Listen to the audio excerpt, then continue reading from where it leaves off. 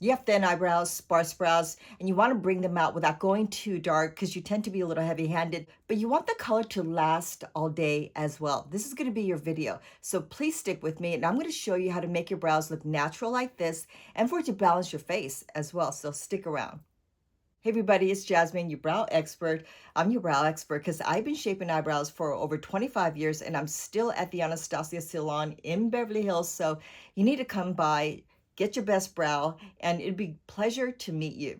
So the model that you're going to see me shaping her brows and make them look natural for it to last all day is a model that I actually did a while back ago. This video, it's pretty good actually. I shot this a few or 3 years ago and the camera still was working perfectly. Anyway, it's going to be clear enough for you guys to see what I want to show you. And by the way, last week I posted a video on basically the pros and cons about brow tattoo, how to look out for a good tattoo artist in your area, or at least the things that you might have not considered. Just a little bit about the health of brows. Check that last week post out and let me know if you have checked it out. Let's get into the model and I'm going to show you how to make the brows look light and for it to last all day. So when you look at the before, you can see some of the hairs. You got to look pretty close. But it's not only sparse, the hairs are really soft. As we mature, we do lose the density. And I touched on some of that last week on the video. But the after is important because she's also Asian. So it's important to know that that's why I went a little bit on the straighter side, because it needs to fit your face as well. It's not just about a great eyebrow. Does it fit your face? And we have a little bit more of a flatter face. That's the best way to describe it. But here I'm going to use a dip brow gel. This is partly why the product will stay on all day. We have many different types of tinted brow gel. I like this one because it's just a really easy product to use and travel with, really. So the clean spoolie brush, there is a spoolie in here. Of course, this is a great little applicator, but I use a clean spoolie brush. It's good for you to have one just on hand. Notice that I'm going reverse. When you go reverse, you grab the root of the hair, and you might not tell, but I'm actually pressing medium to light pressure. If you press too hard, the skin will pick up a lot of that color. The tip of that spoolie is going right up at the front. And again, it's all about the pressure and just get it on there. I'm really just going in reverse. Now, if you're doing your left eyebrow and you're right-handed, notice that I'm just holding it this way, right? And then I'm just going reverse this way. Okay, so here I'm showing you something that you can do right here. I'm not done, of course, but right at the top, like I said, she needs the brows to be a little bit on the straighter side. So I grab a highlighter stick. This is actually a concealer stick pro pencil.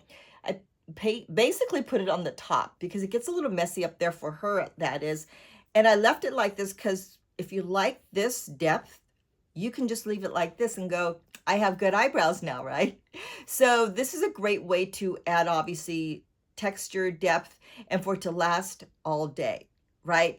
Now, for those of you that do this professionally, do this first. If you really want to get hone in on shaping good eyebrows, especially on an Asian eyebrow where you're not sure how much hair to take off at the top, which is the trickiest area to do. You guys know what I mean by that.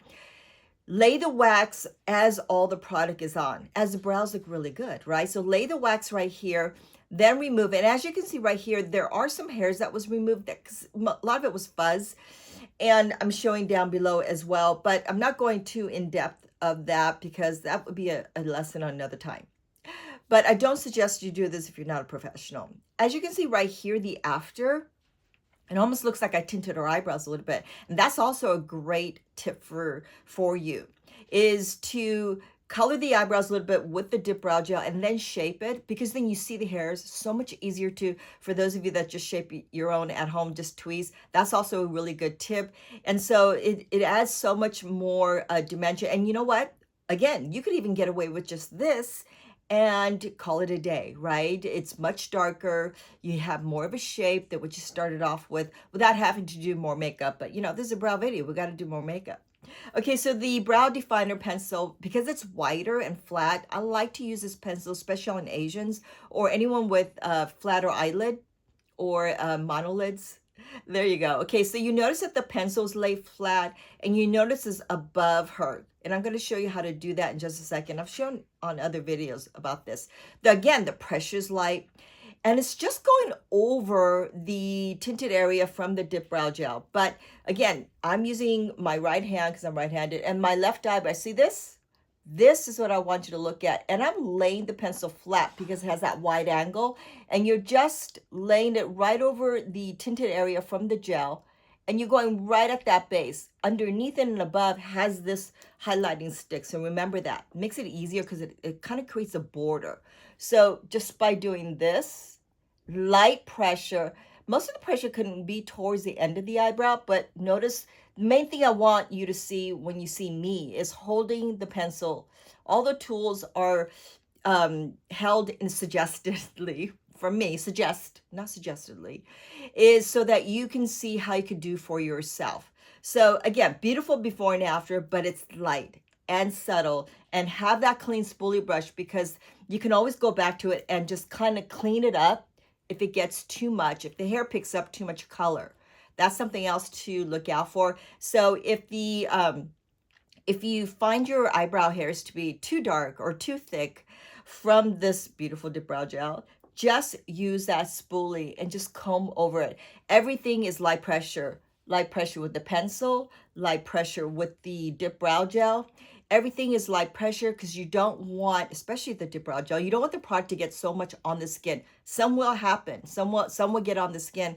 And again, that's why the spoolie brushes are so important without using your finger or a Q-tip. And anything else that spreads through, that's what you use the concealer stick over and above, below, to correct all that. So, and this brush is everything. If you guys don't know this by now, you know it now, that everyone should have this brush because it just cleans up everything. The biggest challenge might be for you is to not get the brows too dark. It's easier to be heavy-handed, right? And so try to practice at just being conscientious in how hard you're pressing on your eyebrows. Any brow product you use, it just gets easier and better the more you focus on not pressing too hard. And that goes with pencils, the brow gels, the tinted brow gels, any product that you use. It just helps a lot, just thinking about light pressure. So, and then that way you don't spend so much time erasing or taking that much off, because you could always add and build. And that's something that I hope you can practice at. For those of you that do this professionally, definitely try to get in the habit of filling them in beautifully. Even go as dark as you can before you tweeze, before you shape, and create a beautiful shape brow, and then shape the brows. And if you're already doing that, then good for you. I mean, it took me a lot longer to figure out, you know what? I can fill in the eyebrows beautifully and then shape. What a concept, right? So share this with the brow artist that you like. Share this with someone that does shape your eyebrows. Share this with anyone that can use this tip, right?